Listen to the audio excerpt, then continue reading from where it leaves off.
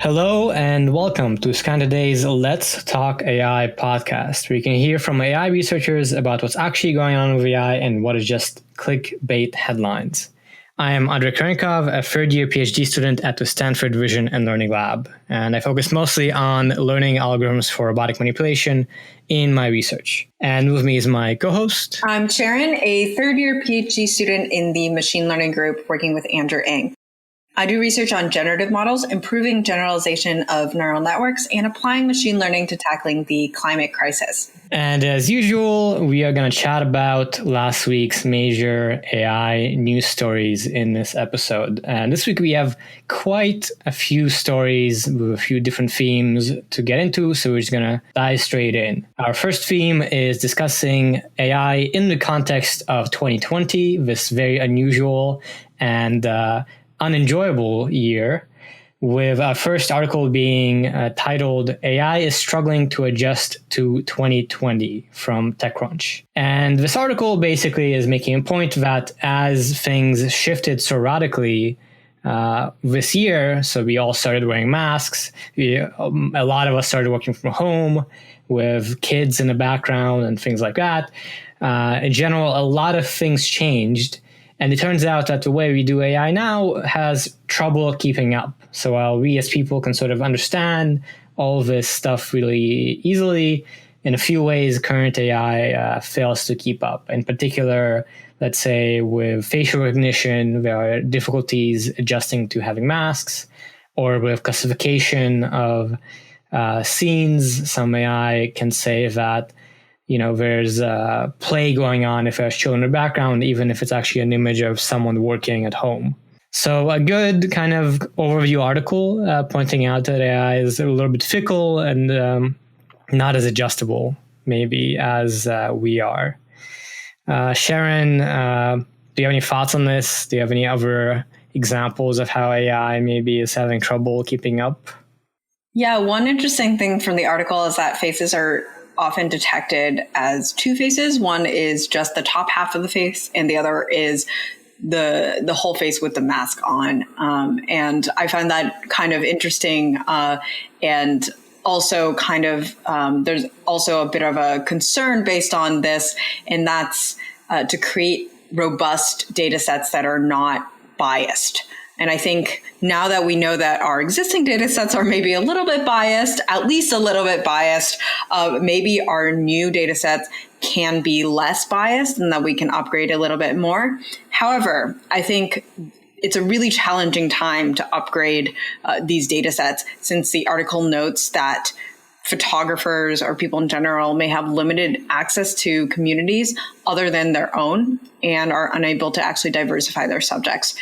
So it will be kind of more difficult. Of course, we're not depending necessarily on photographers for these data sets. Sometimes they're scraped from Flickr, for example. But yeah, I think this raises a whole host of issues, as well as introduces kind of a new paradigm and a new societal and cultural shift that hopefully will enable us to upgrade our data sets, like making this into that kind of opportunity. But there are definitely challenges. Yeah, exactly. We've seen some examples actually of more companies starting to adopt facial recognition to sort of gain entry into buildings instead of having a key card or something where you have to use your hands. So just as AI technologies are being adopted more, we are finding that we actually need to adjust them and retrain them to handle masks and other things. And so, as you say, it seems like a very good idea to be careful and do so in a way that works equally well for all sorts of people and is not biased or, especially good for white people, as has been the case with prior AI techniques. Also related to this year is our next article titled AI is Not Going to Magically Deliver a Coronavirus Vaccine. And this article is about how a Harvard MIT group used AI to identify the chemical compound halicin with antibiotic properties versus drug-resistant bacteria strains. And this is the first chemical compound that's been discovered this way and hopefully can be useful for coronavirus in some way. But this is just the first step to actually creating a drug. So there's also an issue of machine learning generally being pretty expensive, and machine learning cannot shorten any of the subsequent steps, such as clinical trials or the guarantee safety of the drug. Any thoughts on this, Andrey? Yeah. So good sort of article, I think, highlighting some of the ways AI can help and also the ways in which it's limited. I don't know how many people believe that AI is going to magically deliver a vaccine, but it's interesting in this article. There's a lot more detail on how it can help and has helped already, but all of the ways in which it's not going to give the answer, and it's going to require experimentation and testing and all the usual process where AI really can't provide the answer magically. So good thing to keep in mind in general with regards to AI. It helps with all these processes, but it's not going to take away all the human work in this case as well. Moving on, another somewhat 2020 related topic, and a whole host of articles on this one on the theme of facial recognition. And the first one here is titled "The Panopticon is Already Here" from The Atlantic. On a high level, it's about how facial recognition is being used in China and all the systems and technology we have developed there and the way it's being applied. It's quite a deep dive into the systems and overall landscape of surveillance, and in particular, how facial recognition is being used there. So very interesting read. We're not going to go into all of it because there's a ton of detail, but we're going to discuss just a few things here. So one of the big messages in this article is how much surveillance and AI-powered surveillance China already has, how in particular, because a lot of people constantly use phones with a lot of sensors, that data goes directly to algorithms that are processing it. So the country is home to more than 1 billion phones now that have a lot of data that are being processed. But even for remote sites in rural communities, it turns out that there's initiatives to scan people's faces in return for cookware. So there's actually an active effort to make data collection for just about anyone and to have a government ID that links up to all the surveillance. So pretty hat spinning, really. It's interesting, a little bit scary and dystopian to get this entire description, and definitely worth kind of being aware of just to know where AI can go if we don't push it in the other direction. Do you have any thoughts on this, Sharon? Yeah, I think some of the biggest components that drives what China's doing are the fact that everyone's phones are very much attached to their identities. And not just phones, just a lot of this data is very much attached to identities. So there's not much aggregation or noisiness that they have to do there. So they very much know what you're doing all the time. And that's very much not the case in the US. I think it's much more siloed. Data is much more messy due to privacy laws largely. And I think in China also, the big companies are working very collaboratively with the government, or even like as part of the government in some cases. Whereas in the US, that's definitely not the case, where we see these companies being somewhat separate from the government and may not hand over data or may maintain privacy of the data for the sake of their users or something like that. I think Apple touts that. Yeah, exactly. The details regarding the government ID and the way that phone data links up to it is quite interesting in this article. I also found it interesting that it touched on the topic of brain power. So people who study AI and who do research in AI and develop it, it's noted that historically China has struggled to retain some of these researchers and talent who went to departments in the US actually to do their PhDs, sort of like we are, and to work here. And it notes that now that might be changing with the Trump administration making it more difficult for Chinese students to study in the US, and kind of adding to an overall feeling that they're not welcome. And it also quotes a leading machine learning researcher at Google that said that visa restrictions are one of the largest bottlenecks to our collective research productivity. So in a way, you could even say that this hostility to foreign students, to Chinese talent, is encouraging, work going on in China and development of more surveillance, as opposed to things that we might encourage more here in the US, which is non-surveillance applications of AI, hopefully more positive applications, things like that. So interesting thing to note there, and I think something we both kind of have seen close up, even within Stanford, that people are being affected by these actions of the administration. Absolutely. And following the theme of facial recognition, our next article from The Verge is titled "Cloak Your Photos with this AI Privacy Tool to Fool Facial Recognition." So an application called Fawkes, Fawkes, created by UChicago's Sound Lab, actually makes small alterations to your pictures to fool facial recognition systems, what they call cloaking. So basically it makes really, really small, minuscule changes to the pixels in your images, and all of a sudden this can fool your facial recognition, your out-of-the-box facial recognition algorithms. And UChicago claims 100% successful rate against the state-of-the-art facial recognition systems. And this has been released as free software for both Windows and Mac, and there have been over 100,000 downloads now. But the low adoption but many different applications have actually already collected photos of you, is kind of a criticism that the article puts out.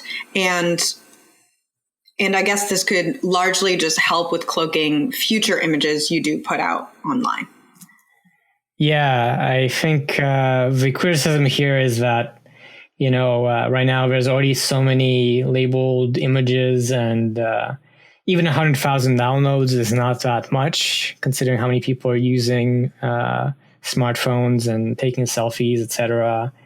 But on the other hand, this is a good first step. And maybe I can imagine in the future, we might even have apps on our phones that automatically, for every photo you take, do this. So any new photos, if you want them to be not usable for facial recognition, can just run this process in the background. And hopefully we can, to a larger extent, have anonymity and not be easy to find through all the data we generate. It's definitely a cat and mouse game. So as a system like this improves, the facial recognition systems will also improve. Maybe offensively, you could think of it as, and this will then improve defensively over time. And I think one other piece of concern that the article does bring up, that's a really good point, is the 100% successful rate. I think that's a little bit overstating what this AI could do. And it does worry me when people do that, because it then puts the burden on the user to realize, there might be something wrong with this. And that really could hurt the users of some kind of product like this. And I see this very similar to Tesla saying our autopilot works. Yeah, and in addition to that, that is an issue, and another issue is that once again, that people have to be aware of this technology in the first place, and it's a very cumbersome thing to load it onto your desktop or laptop and then process all your photos all the time. And the article does say that the Fawkes team admits that for it to make a real difference, it has to be released more widely and be more easily usable. They don't have any plans to do it, but it does say that they're hopeful that companies like Facebook might integrate similar technology.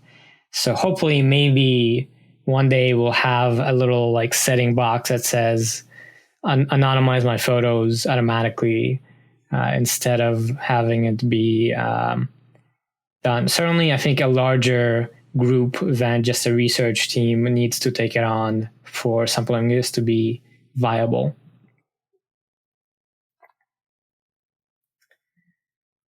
On a similar note of fooling facial recognition, we have our next article from Technology Review titled "The Hack That Could Make Facial Recognition Think Someone Else Is You."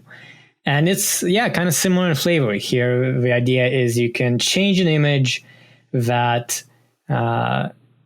doesn't change too much, changes just a little bit, but is enough to make facial recognition system think that it's not you in the image, but someone else, as the title says. And this is about a team from the company McAfee that released this method. So very similar here. It's kind of a little bit different in the sense of it's not just failing to recognize you, it's actually recognizing someone else. I don't know what the application there is, but it's kind of fun to see another take on it. Any thoughts on that, Sharon? Yeah, definitely. This makes me think of one of the first principles I learned in my privacy class, which is that the best way to be private is actually not to try to take your information down, but actually to falsify it. So to have information about you, but to have it contradict itself, have it be false. And so this is kind of getting at that, which is the safest way for your data to exist is not to not exist actually, or to try to keep it offline, because that's not going to work is what the thesis is, but instead to mask it with something else. So that does remind me of that. And I also find it really interesting that McAfee, this company that typically makes firewall software, I believe, is going after this space and looking into this space. So I find that really interesting as well. Yeah, I agree. The article notes that the McAfee researchers say their goal is ultimately to demonstrate the inherent vulnerabilities in these AI systems and make clear that human beings must stay in the loop. So in a sense, I suppose it's related to security, right? In a sense of saying these AI systems aren't secure. You can, in a sense, hack them with these kinds of tricks. And I think this is a good example of something we should all be aware of, especially people trying to use these technologies, that these kinds of attacks will be developed more and more, presumably. So from facial recognition, our next article is about tackling it. And it's titled, Meet the Computer Scientist and Activist Who Got Big Tech to Stand Down.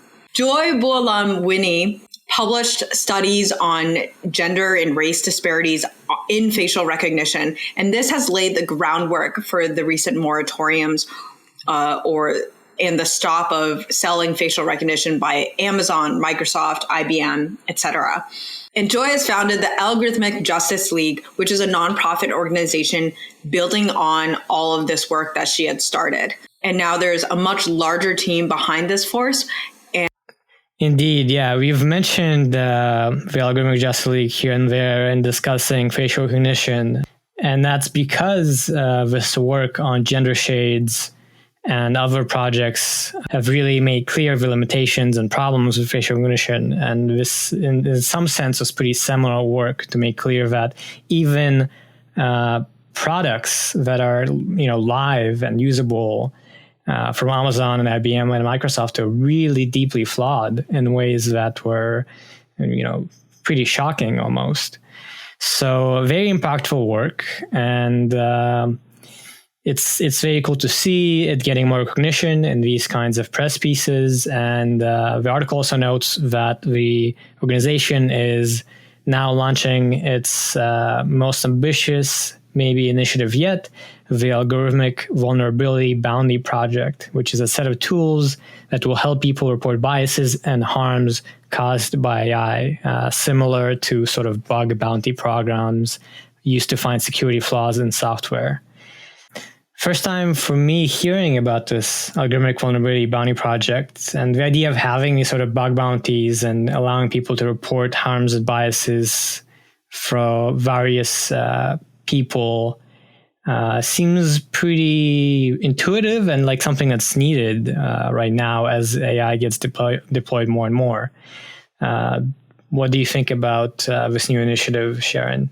I think this is fantastic. I've heard of bug bounties for just regular bugs on various websites, and this happens pretty often. But for biases in particular, I think this is fantastic, and I think it's needed. I wonder if scraping certain Twitter pages will get there too. But I think it definitely should be incentivized to find these and to crowdsource it essentially. Exactly. Yeah. They note that they want the work of finding these biases and issues to be led by individuals and community-based organizations that represent people who have historically been harmed by such systems. And these are maybe lower income people, maybe people outside of the traditional AI community. So it seems to make a lot of sense to have a project kind of reaching out and making it easier for them to point out issues of AI for them, which, companies like Google or Amazon maybe aren't reaching out as much and aren't noticing these issues in these communities and for these people. But enough on facial recognition. That was quite a bunch of stories this last week. We have another popular theme with AI next, which is deepfakes. And the first article here from Wired is titled, "Cheap, Easy Deepfakes Are Getting Closer to the Real Thing." So it's basically pointing out progress in the field. And as the title says, that it's becoming easier and cheaper all the time. As a specific example, it says that Philip Tolley from the company FireEye generated hoax images of Tom Hanks at a security conference to show how easily open source AI software could be adopted to specific misinformation campaigns. And it was easy in a sense of it required only a bunch of photos of Hanks, which is of course easy, and it cost less than $1,000 or less than $100 to get the software to work. It wasn't amazing, but it was good enough to misinform and generate really misleading kind of things. The article also notes that Tim Huang at Georgetown says that even still, right now, there's not an immediate threat of tricksters using deepfakes. There's a lot of other avenues for misinformation, but as it gets cheaper and easier, we should prepare and be ready for this to really become super easy, super cheap, and the implications of that. So touching on deepfakes, a popular topic, do you have any reactions to this particular article, this example, or deepfakes in general right now, Sharon?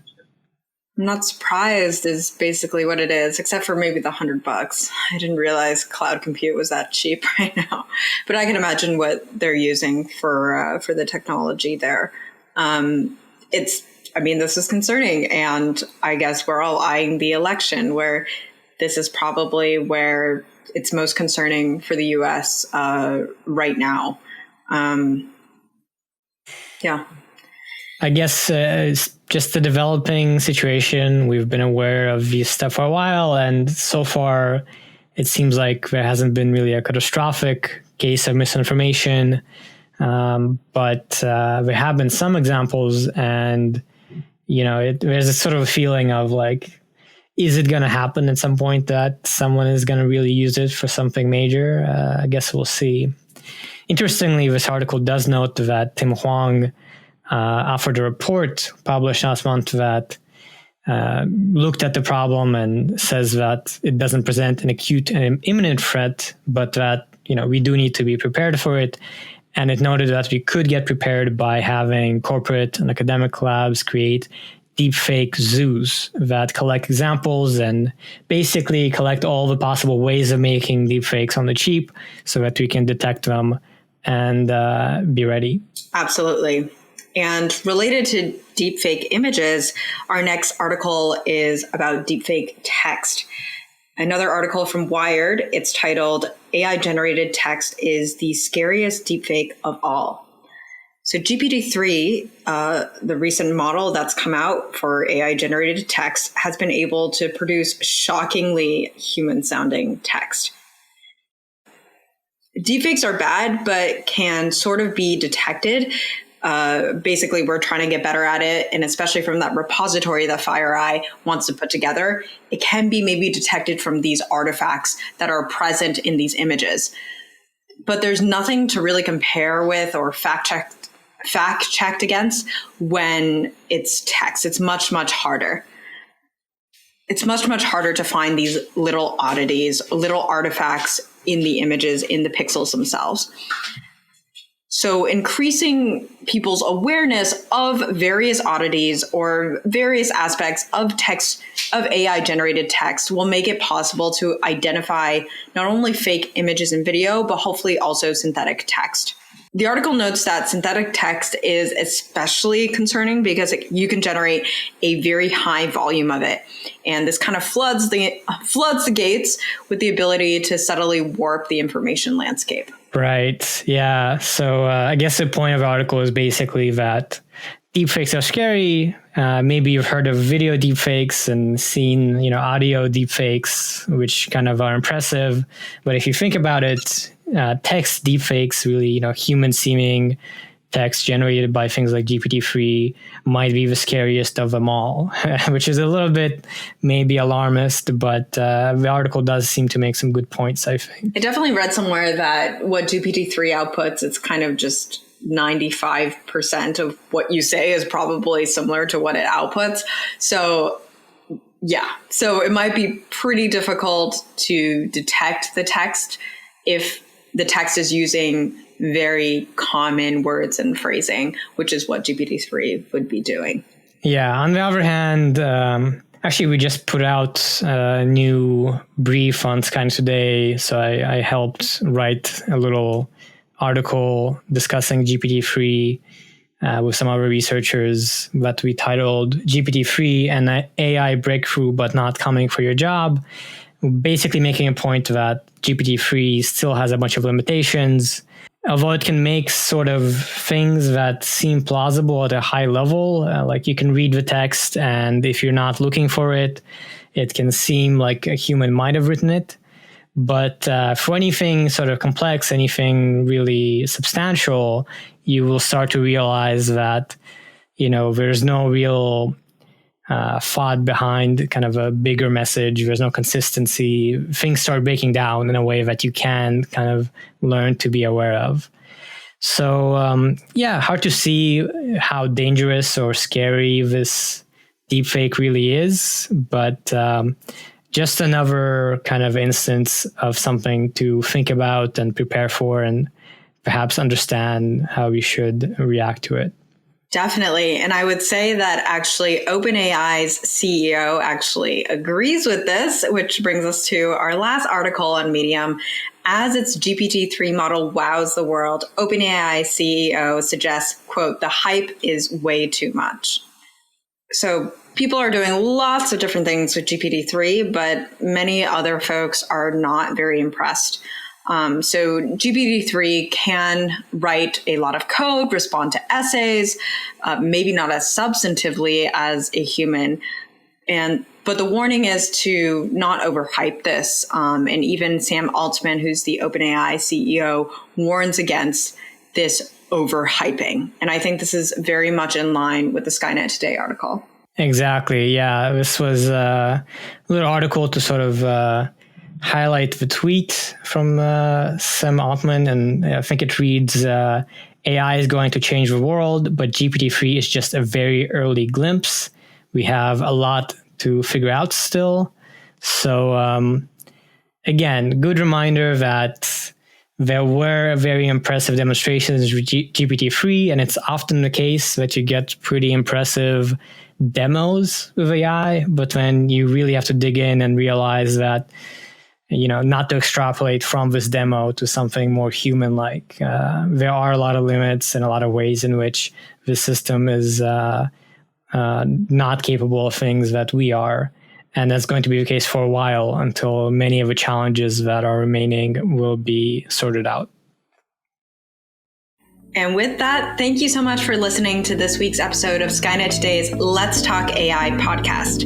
You can find the articles we discussed here today and subscribe to our weekly newsletter with similar ones at skynettoday.com. Subscribe to us wherever you get your podcasts, and don't forget to leave us a rating if you like the show. Be sure to tune in next week.